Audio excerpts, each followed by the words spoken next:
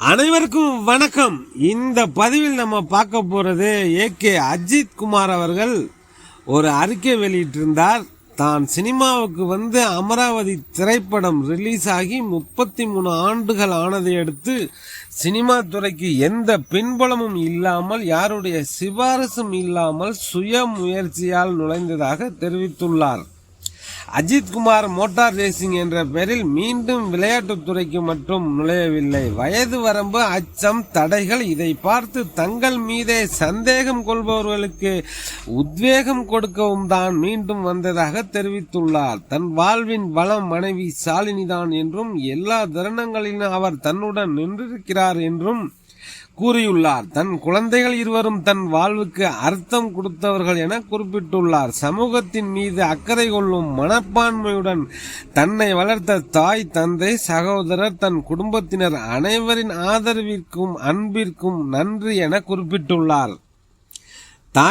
தாம் இன்று என்னவாக இருக்கிறேன், அதற்கு காரணம் ரசிகர்களின் அன்பும் ஆதரவும் தான். ரசிகர்களின் அன்பை சுயலாபத்திற்காக தவறாகவோ பயன்படுத்த மாட்டேன் எனவும் அஜித் தனது அறிக்கையில் தெரிவித்தார். பத்மபூஷன் விருது கொடுத்த மத்திய அரசுக்கு நன்றி. பல்வேறு சந்தர்ப்பங்களில் தனக்கு ஆதரவாக நின்ற தமிழகத்தில் உள்ள அரசியல் கட்சி தலைவர்கள், அதிகாரிகளுக்கு நன்றி என குறிப்பிட்டிருக்கிறார். கடைசியாக வாழ விடு என்ற வாக்கியத்துடன் அறிக்கையை நிறைவு செய்திருக்கிறார். இந்த அறிக்கை விஜய் அவர்களுடைய பெயரை குறிப்பிடனாலும் விஜய் அவர்களை வம்புக்கு இழுப்பது போலதான் இந்த அறிக்கை இருக்கு.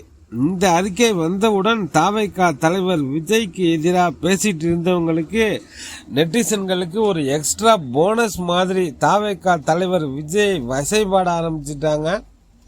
ஒரு துறையில கிடைத்த புகழை இன்னொரு துறைக்கு பயன்படுத்துவது சரியா?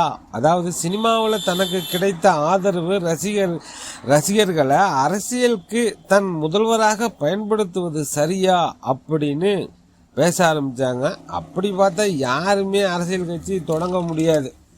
எம்ஜிஆர், டி ராஜேந்தர், விஜயகாந்த், பாக்யராஜ், சரத்குமார், கமல்ஹாசன், இன்னும் சில பேர் சினிமாவில் கிடைத்த புகழை அரசியலுக்கு பயன்படுத்தினார்கள். அதில் மாபெரும் வெற்றி பெற்றவர் எம்ஜிஆர். எம்ஜிஆர் தன் ரசிகர்களை பயன்படுத்தி கொண்டார் என்று யாரும் சொல்ல முடியாது. ஏன்னா தன் ரசிகர்களை எம்ஜிஆர் எம்எல்ஏ வாக்கினார், தன் ரசிகர்களை அமைச்சர்களாக்கினார், தன் ரசிகர்களை எம்பி ஆக்கி அழகு பார்த்தார். மாவட்ட செயலாளர், ஒன்றிய செயலாளர் என்று பல கட்சி பொறுப்புகள் என்று எம்ஜிஆர் தன் ரசிகர்களுக்கு பதவிகளை கொடுத்து பொருளாதார ரீதியாகவும் ரசிகர்களின் வாழ்க்கையை உயர்த்தினார். தானும் முதல்வர் பதவிக்கு வந்து தன்னை சார்ந்திருக்கக்கூடிய ரசிகர்களை அரசியல் கட்சியின் தொண்டர்களாக்கி அவர்களை கட்சியின் மாவட்ட முகமாக, 2ஆம் கட்ட 3ஆம் கட்ட தலைவர்களாக உயர்த்துவது எவ்வளவு பெரிய வேலை.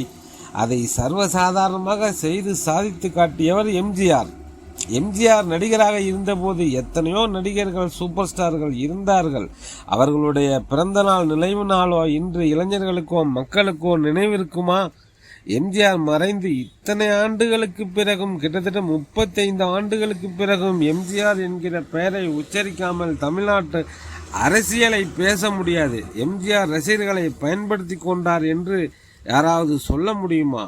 இதைத்தான் தமிழக வெற்றி கழக தலைவர் விஜய் செய்ய முயற்சிக்கிறார். தாவேகா தலைவர் விஜய் அவர்களுடைய முயற்சி வெற்றி பெற வாழ்த்துவோம்.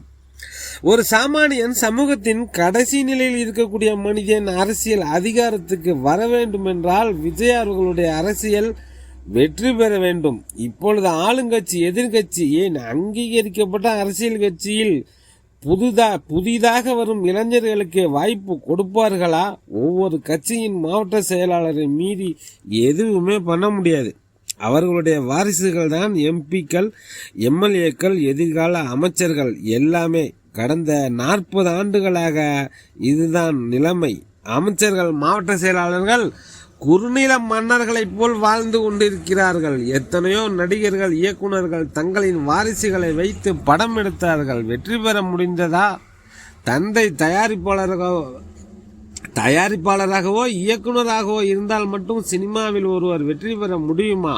முடியாது. கண்டிப்பா விஜய் அவருடைய சுய முயற்சியால் தான் இவ்வளவு உயரத்தை தொட்டிருக்கார். ஓட்டுக்கு நோட்டு, துட்டுக்கு ஓட்டு என்கிற காலகட்டத்தில் விஜய் அரசியல் பயணம் வெற்றி பெறுமான்னு தெரியல. வெற்றி பெற்றால் விஜய் ரசிகர்களுக்கே நல்லது நடக்கும் என்பது மட்டும் உண்மை.